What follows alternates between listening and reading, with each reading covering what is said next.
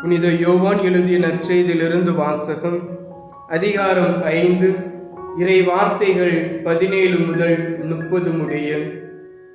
இயேசு யூதர்களிடம், என் தந்தை இன்றும் செயலாற்றுகிறார், நானும் செயலாற்றுகிறேன் என்றார்.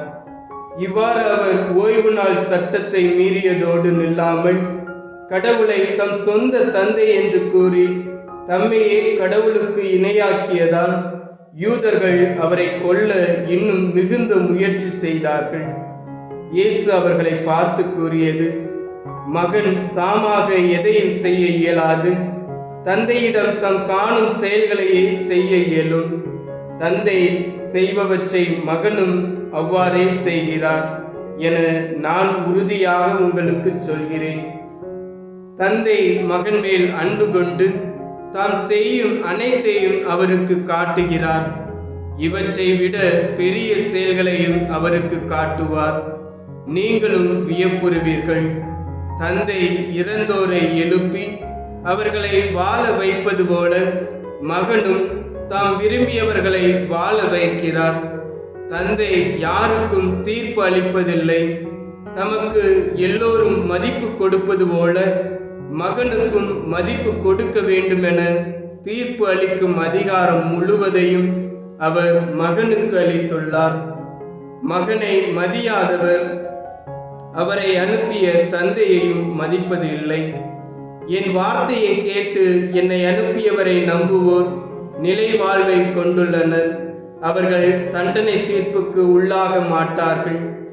ஏற்கனவே சாவை கடந்து வாழ்வுக்கு வந்துவிட்டார்கள் என உறுதியாக உங்களுக்கு சொல்கிறேன். காலம் வருகிறது, ஏன் வந்தே விட்டது. அப்போது இறைமகனின் குரலை இறந்தோர் கேட்பர், அதை கேட்போர் வாழ்வர் என உறுதியாக உங்களுக்கு சொல்கிறேன். தந்தை தம் வாழ்வின் ஊற்றாய் இருப்பது போல மகனும் வாழ்வின் ஊற்றாய் இருக்குமாறு செய்துள்ளார். அவர் மானிட மகனாய் இருப்பதால் தீர்ப்பு வழங்கும் அதிகாரத்தையும் தந்தை அவருக்கு அளித்துள்ளார். இது பற்றி நீங்கள் வியப்புற வேண்டாம். காலம் வருகிறது, அப்போது கல்லறைகளில் உள்ளோர் அனைவரும் அவரது குரலை கேட்டு வெளியே வருவர்.